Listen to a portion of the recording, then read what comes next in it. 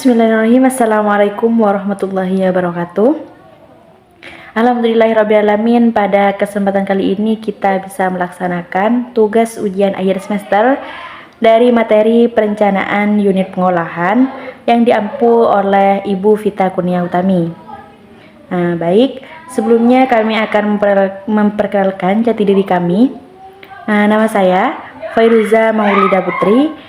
Saya sebagai penyaji pertama pada tugas kali ini. Dan untuk penyaji kedua atas nama Wardini Fitriani. Pada tugas kali ini kami memiliki judul yaitu Prarancangan Pabrik Susu Bubuk Diabetes, kapasitas 2000 ton per tahun. Nah, yang menjadi latar belakang dari strategi perancangan pabrik ini adalah salah satu pabrik yang dapat didirikan di Indonesia adalah pabrik susu bubuk diabetes. Pabrik ini merupakan pabrik yang menghasilkan produk susu bubuk yang sudah dimodifikasi sehingga mempunyai kadar lemak dan laktosa yang rendah. Pabrik ini juga sangat potensial untuk didirikan di Indonesia. Mengapa demikian? Ya, karena mengingat jumlah penderita diabetes di Indonesia itu dari tahun ke tahun itu mengalami peningkatan.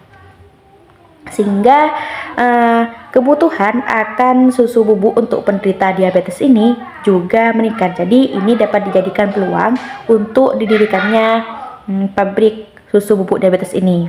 Nah, selain itu, dengan didirikannya pabrik susu bubuk diabetes ini juga dapat memberikan beberapa manfaat, yaitu dapat memenuhi kebutuhan penderita diabetes dalam negeri khususnya, terus membuka lapangan kerja yang baru, serta dapat meningkatkan kehidupan bagi para peternak. Oleh karena itu, akan dibuat prarancangan pabrik susu bubuk diabetes di Indonesia pada tahun 2015. Oke, lanjut pada dasar penetapan kapasitas produksi. Nah, untuk itu, terdapat beberapa faktor yang perlu dijadikan pertimbangan dalam menentukan kapasitas rancangan pabrik susu bubuk diabetes ini. Yang pertama adalah faktor kebutuhan susu bubuk diabetes di Indonesia. Setelah dilakukan penelitian dengan menggunakan metode least square, diperkirakan bahwa kebutuhan susu bubuk diabetes pada tahun 2015 di Indonesia itu adalah sebanyak 2000 ton per tahunnya. Dan faktor yang kedua adalah faktor ketersediaan bahan baku, yang mana susu segar sebagai bahan baku utama ini dapat diperoleh dari KUD sekitar, yaitu Kabupaten Semarang di Salatiga, yang dapat menghasilkan 71 liter per tahunnya, sehingga ketersediaan bahan baku dari pabrik ini tidak tergantung pada negara lain. Dengan demikian dapat dikatakan bahwa bahan baku dari pabrik ini cukup mudah didapatkan dan mudah tersedia. Selanjutnya adalah dasar penetapan lokasi pabrik, yang mana untuk dasar penetapan lokasi pabrik ini terdiri dari 5 faktor atau 5 aspek. Yang pertama adalah sumber bahan baku, yang mana perlu kita ketahui bahwa penghasil susu segar terbesar di Indonesia ini adalah Pulau Jawa. Jadi sengaja kami tempatkan lokasi pabrik ini di daerah Jawa Tengah. Ya, daerah Jawa Tengah. Jika ada yang bertanya, mengapa sih harus di Jawa Tengah, bukan di Jawa Barat lah atau di Jawa Timur? Ya, karena di Jawa Tengah ini selain dapat menghasilkan susu bubuk sebanyak 71 liter per tahunnya, ini Jawa Tengah ini masih belum ada industri pangan yang menggunakan bahan susu segar dibandingkan daerah sekitarnya. Jadi lokasi ini dapat dikatakan cukup strategis ya, karena yang pertama berdekatan dengan sumber bahan baku, yang kedua belum adanya pesaing yang memproduksi produk yang sama. Nah, faktor yang kedua adalah pemasaran. Nah, lokasi pabrik kami ini tidak terlalu jauh dari kota-kota besar seperti halnya Semarang, Solo, dan Yogyakarta. Sehingga pemasaran dari produknya itu mudah untuk dilakukan. Mengapa demikian? Ya, karena sejumlah besar penderita diabetes itu merupakan penduduk kota besar. Nah, aspek yang ketiga adalah aspek transportasi, yang mana sebagai daerah industri yang cukup besar di Indonesia, tentunya daerah industri di Ungaran ini telah mempunyai sarana komunikasi dan transportasi yang memadai, seperti halnya jalan tol yang menghubungkan antara kota Semarang dengan Yogyakarta. Terlebih saat ini sudah ada 2 buah bandara yang letaknya itu dekat dengan lokasi pabrik. Nah, untuk aspek yang keempat adalah tenaga kerja, yang mana tenaga kerja yang dibutuhkan di pabrik ini dapat direkrut dari tenaga ahli dan tentunya berpengalaman di bidangnya, serta tenaga kerja lokal yang berasal dari lingkungan masyarakat sekitar pabrik. Nah, untuk faktor yang terakhir adalah faktor utilitas. Nah, mengenai kebutuhan air baku, ini dapat dipenuhi dari mata air Gunung Ungaran. Sedangkan untuk mengenai sumber listriknya itu dapat dipenuhi dari PLN, dan untuk energi listriknya sendiri ini dapat diproduksi sendiri, yaitu dengan menggunakan diesel generator jet. Selanjutnya adalah pemilihan proses. Jadi, proses yang dipilih dalam produksi susu bubuk diabetes ini adalah proses hidrolisa laktosa susu dengan menggunakan enzim laktase. Yang mana enzim ini merupakan proses ini menggunakan reaktor batch dengan menggunakan jaket pemanas. Reaktor batch ini merupakan reaksi endotermis pada suhu 37 derajat Celcius pada tekanan 1 atm, dan konvensi reaksinya adalah sebesar 90%. Lanjut pada bahan baku, yang mana dari produk ini terdapat 3 jenis bahan baku yang akan digunakan. Yang pertama adalah susu segar, yang kedua adalah air atau H2O, yang ketiga adalah enzim laktase. Dan akan kami bahas spesifikasi atau ciri khas di masing-masing jenis bahan baku ini. Yang pertama ada spesifikasi dari susu segar, yang mana wujudnya itu adalah cair, warnanya itu adalah putih kebiruan hingga kuning keemasan. Baunya itu sangat spesifik dan memiliki titik didih 100,17 derajat Celcius, dan densitasnya adalah sebesar 0,28 gram per mililiternya. Dan untuk ciri khas dari air yang digunakan atau H2O yang digunakan adalah memiliki wujud cair, BM-nya itu adalah 18 dan tidak memiliki bau, serta titik didihnya itu 100 derajat Celcius pada 1 atm, dan density-nya adalah 30 derajat Celcius. Dan untuk spesifikasi dari enzim laktase ini adalah memiliki wujud yang cair, pH optimumnya 6, sedangkan suhu optimumnya adalah 37 derajat Celcius. Nah, mengenai kebutuhan akan bahan baku ini, untuk susu segar itu kebutuhannya adalah sebesar 3.220,74 liter per jamnya atau 3.294,82 kg per jam. Untuk air itu adalah sebesar 1027,17 kg per jam, sedangkan untuk enzim laktasenya itu adalah 0,65 kg per jam. Dan untuk susu segarnya itu kita peroleh dari KUT daerah sekitar, KUD maaf. Dan untuk laktasenya dari produk Maxiland Belanda. Nah, selanjutnya penjelasan mengenai produk. Nah, produk yang kita miliki ini merupakan jenis susu bubuk diabetes, dan untuk spesifikasinya atau ciri khasnya itu yang pertama wujudnya bubuk. Ukurannya itu 160 sampai 220 pm.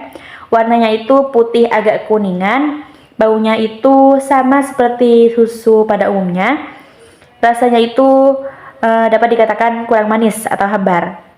Dan kandungan laktosanya itu 2,8%, kandungan lemaknya 0,76%, kandungan proteinnya 37,8%, dan kandungan mineralnya 4,54. Juga masih ada kandungan-kandungan lain seperti kandungan glukosa, galaktosa, vitamin, dan air. Nah, untuk laju produksi dari produk kami adalah 252,53 kg per jam. Nah, daerah pemasaran ini hanya untuk memenuhi kebutuhan dalam negeri. Nah, ini merupakan diagram alir proses dan perancangan, yang mana di sini ada kode 1, 2, 3 sampai dengan kode 17. Ya, sampai pada kode 17, yang mana dapat dilihat pada PPT bahwa ini sudah ada keterangan masing-masing bahwa kode 1 ini merupakan aliran dari tangki penyimpanan susu murni menuju klarifier. Ya, ini merupakan aliran-aliran yang kami gunakan di pabrik kami. Ya, mungkin hanya ini yang dapat saya sampaikan sebagai PNJ pertama. Untuk penjelasan selanjutnya akan dijelaskan oleh PNJ kedua, Saudari Wardini Fitriani.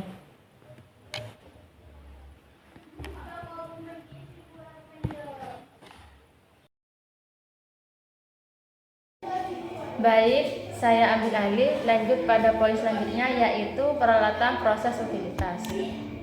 Peralatan proses yaitu mulai dari tangki susu segar. Kode yang pertama adalah kode T-01. Fungsinya yaitu menyimpan bahan baku susu dalam fase cair selama 2 hari.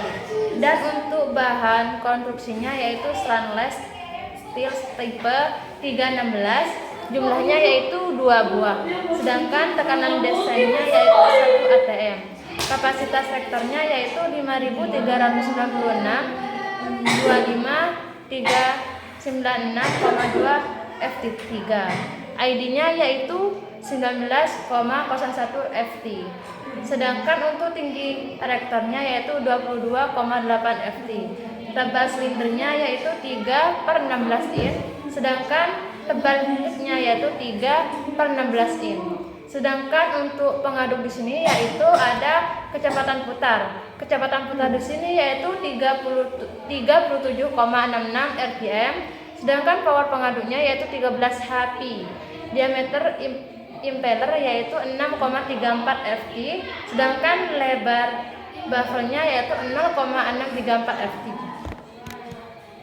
Lanjut yaitu yang kedua, reaktor. Sedangkan untuk reaktor di sini yaitu kodenya yaitu adalah R. Fungsinya untuk tempat terjadinya reaksi hidrolisa antara laktosa dengan air, perancangan pabrik susu bubuk diabetes. Bahan konstruksinya di sini yaitu stainless steel tipe 316. Untuk jumlahnya yaitu ada 7 buah dan tekanan desainnya yaitu 17,34 PSI. Kapasitas reaktornya 83,34 FT3 dan untuk ID-nya yaitu 5,42 FT. Tinggi reaktornya yaitu 3,6 FT. Tebal silinder 1/4 in, sedangkan tebal bottom yaitu 3,6 in, 16 in. Dan untuk pengaduknya di sini yaitu kecepatan putar 228,24 rpm, Sedangkan untuk power pengaduknya yaitu 4 HP, diameter impellernya yaitu 1,81 ft, lebarnya baffle yaitu 0,542 ft. Selanjutnya yaitu evaporator. Evaporator di sini kodenya yaitu IV. Fungsinya yaitu untuk memekatkan susu dari 12% TS menjadi 50,3% TS pada kondisi tekanan vakum 0,07 atm dan suhu 40 derajat Celcius. Sedangkan tipe untuk evaporator di sini yaitu long tube vertical. Bahan konstruksinya yaitu low alloy steel SA min 204 grade C. Tekanannya yaitu 0,07 atm dan untuk fluida pemanasnya yaitu steam. Dan untuk suhu masuk yaitu 130 derajat Celcius dan untuk suhu keluarnya yaitu 90 derajat Celcius. Sedangkan untuk tekanannya yaitu 270,13, kapasitasnya yaitu 2,7 atm. Selanjutnya yaitu pengontrol tekanan dari evaporator di sini yaitu ada tekanan blower. Dan untuk jumlah tubenya yaitu 188 dan untuk luas penempang yaitu 46,93 ft2. Diameternya yaitu 7,73 ft, tinggi selnya yaitu 15 ft. Tebal selnya yaitu di sini 3/16 in, tebal headnya yaitu 1,4 in, tinggi headnya yaitu 1,48 ft, sedangkan tinggi totalnya yaitu 17,96 ft. Beralih pada spray dryer. Untuk kode dari spray dryer di sini yaitu kodenya SP. Fungsinya yaitu untuk mengubah susu keluaran evaporator menjadi susu bubuk dengan mengurangi kadar airnya sehingga konsentrasi padatan meningkat dari 50,3% TS menjadi 94% TS. Sedangkan untuk fluida pemanasnya yaitu udara kering. Suhu masuknya di sini 365 derajat Celcius. Untuk suhu keluarnya yaitu 81 derajat Celcius. Sedangkan fluida dinginnya yaitu adalah susu. Fluida dingin di sini yaitu adalah susu.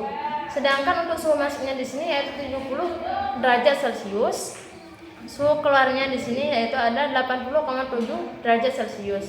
Waktu pengeringannya yaitu 27,25 detik.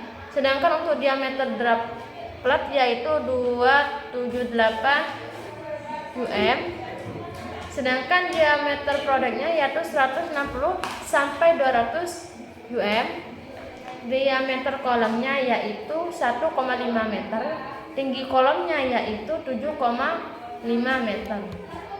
Selanjutnya yaitu pompa bahan baku susu. Kodenya yaitu EP dikurangi 02. Fungsinya di sini untuk memompa susu dari tangki penyimpanan menuju clarifier atau S-01. Tipe dari pompa bahan baku susu di sini yaitu pompa centrifugal. Sedangkan bahannya adalah carbon steel SA-285 grade C. Kapasitasnya di sini adalah 0,00088 meter kubik persegi. Sedangkan diameter pipa di sini yaitu ada diameter sebanyak 1,5 in, diameter dalamnya yaitu 1,61, sedangkan diameter luarnya yaitu 1,9 in. Schedule number yaitu 40. Sedangkan untuk tenaganya di sini ada pompa. Pompa di sini yaitu 0,3 HP, motornya yaitu 0,3 HP. Selanjutnya yaitu adalah tangki air. Tangki air di sini kodenya T-08. Fungsi dari tangki air di sini untuk menyimpan air untuk kebutuhan selama 1 hari. Tipe dari tangki air di sini adalah flat bottom cylindrical vessel condenser rock. Bahannya yaitu carbon steel SA-283 grade C. Jumlah di sini yaitu adalah 1 buah. Kapasitasnya yaitu 60,05 meter per kubik. Tinggi tangkinya yaitu 3,66 meter. Diameter tangkinya yaitu 4,57 meter. Tinggi headnya yaitu 0,43 meter. tebal headnya yaitu 0,4 in, tebal shellnya yaitu 3/16 in, sedangkan untuk suhunya yaitu 30 derajat Celcius, sedangkan untuk tekanan yaitu 1 atm. Selanjutnya yaitu utilitas. Utilitas di sini untuk bahan bakunya yaitu mulai dari air. Air diproses sebanyak 24,65 meter per kubik per hari. Sedangkan air untuk sanitasi atau surface water di sini sebanyak 3,6 meter kubik per hari. Sedangkan untuk air untuk laboratorium, pembersihan dan lain-lain 7,5 meter per kubik per hari.